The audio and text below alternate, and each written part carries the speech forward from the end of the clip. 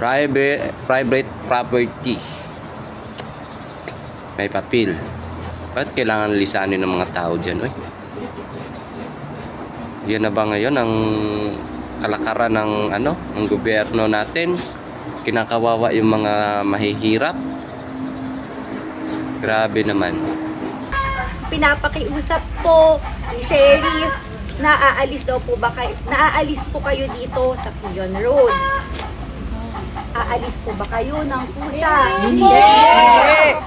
Private property po to!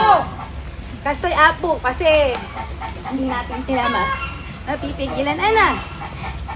So, Alam niyo po sa kabuhayan namin to. Tao din po kayo! bago po, Pusa naman po kayo eh! Yung lupa nila dito. Pamilya din po kayo. Pamilya din po kami pinubuhay. Taga rito ka rin, ma'am. Taga Dupax ka rin. Huwag mong gawing tanga yung mga taga dito.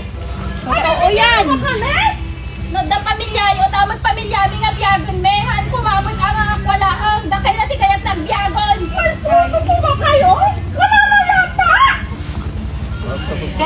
ganito po. Para po kasi po, arestuhin daw po yung mga haharang dito. Para lang po klaro, pwede po ba, may dala-dala, Sheriff, may dala-dala po yung mga kasama po sa